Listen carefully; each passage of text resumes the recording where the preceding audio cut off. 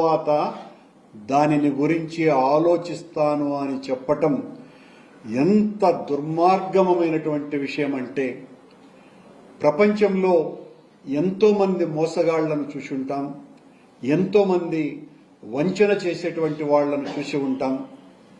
కానీ ఒక ప్రజానాయకుడిగా ఉండి ప్రజలకు మేలు చేయటానికే కారణజన్ముడుగా జన్మించినాను అని తన అనుయాయుల చేత పొగిడించుకునేటువంటి చంద్రబాబు నాయుడు గారు చేసినటువంటి ఈ ప్రజా వంచన అన్నింటికంటే చాలా దుర్మార్గమైనటువంటిది.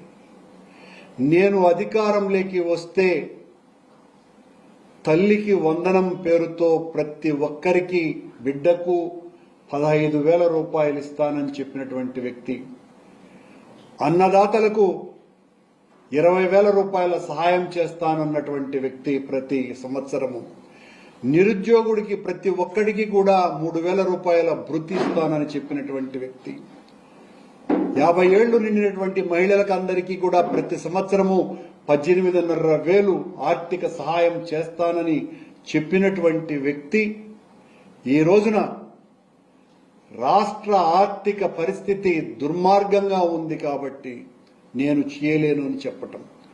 ఇదే చంద్రబాబు నాయుడు గారు, పవన్ కళ్యాణ్ గారు, ఆయన కూటమిలో సాగేటువంటి పురంధరేశ్వరి గారు, వీళ్ళంతా కూడా ఎన్నికలలో ప్రచారం చేసినప్పుడు రాష్ట్ర ఆర్థిక పరిస్థితి కకావికలమైపోయింది, తునాతునకలైపోయింది.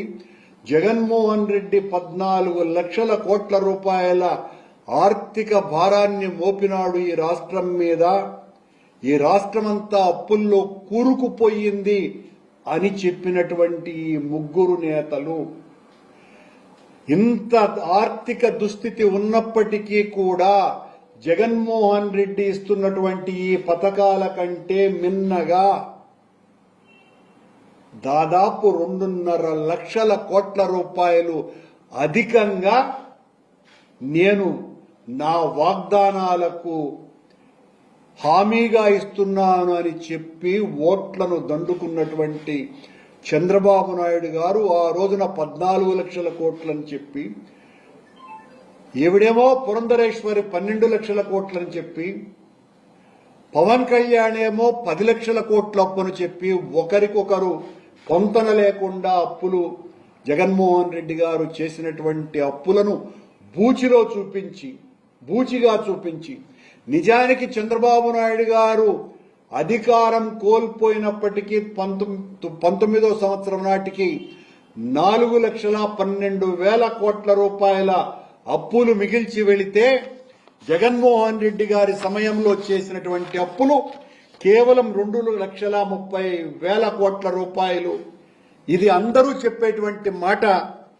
మొత్తం 6,42,00,000 రూపాయల అప్పులుగా ఉంటే చంద్రబాబు నాయుడు గారు చెప్పినటువంటి మాట 14 లక్షల కోట్ల నుంచి ఈ రోజున 9,70,00,000గా చెబుతూ ఈ అప్పులు తీర్చాలంటే సాధ్యమయ్యే పని కాదు, వృద్ధి రేటును పెంచాలా, కనుక ఏ ఒక్క హామీని కూడా ఇవ్వటానికి సిద్ధంగా లేను అని అంటూనే ఎంత కష్టమైనా కూడా నేను ప్రజలకు చేసినటువంటి వాగ్దానాలను నెరవేర్చకుండా పోను అని మళ్లీ మరొక అబద్ధం.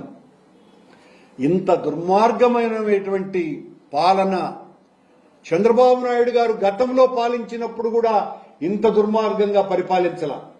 అంతకంటే ఘోరంగా ఈ 8 నెలల పాలన సాగుతున్నది. పచ్చి అబద్దాలతో, మోసాలతో, వంచనతో, అబద్ధపు మాటలతో, గోబెల్స్ కూడా తలదించుకునే విధంగా పురాణాలలో శ్రీకృష్ణ భగవంతుడు ఆడినటువంటి నాటకాల కంటే కూడా మిన్నగా నాటకాలు ఆడుతున్నాడు చంద్రబాబు నాయుడు గారు. ఇది ఇంతకంటే ఘోరం మరొకటి లేదు. ప్రజలకు చేసినటువంటి మోసం అంతా ఇంత కాదు. అబద్దాల బుద్ధుడు ఈ చంద్రబాబు నాయుడు, అవినీతికి సిద్ధుడు, కోట్ల ప్రజల కళ్లు మూసి గద్దెనెక్కినటువంటి ఈ చంద్రన్న లాక్కోవటం తప్ప తెలియనివాడు. అప్పుడు మామ నుంచి అధికారం లాక్కున్నారు. ఇప్పుడు జనాన్ని మోసం చేసి 8 నెలల క్రితం ఓట్లు లాక్కున్నాడు. ఏరు దాటే ముందు ఓడమల్లయ్య, దాటేశాక బోడి మల్లయ్య. ఇది మన చంద్రయ్య. ఇంత దారుణంగా చంద్రబాబు నాయుడు గారు అశ్వత్థామ హత కుంజరహ అన్నట్లు ఆనాడు సంపద సృష్టిస్తా అని పైకి అంటే నిజమనుకున్న మనం లోపల లోకేష్ కోసమని, ఆయన అనుచరుల కోసమని మాత్రమే ఈ సంపద సృష్టి అన్న సంగతి జనం గుర్తించలేకపోయినారు.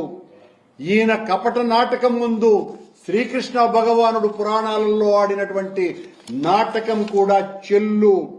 ఎన్నికల ముందు ఎన్ని వాగ్దానాలు చేసినాడు. వాక్యే గదా మాటే గదా అని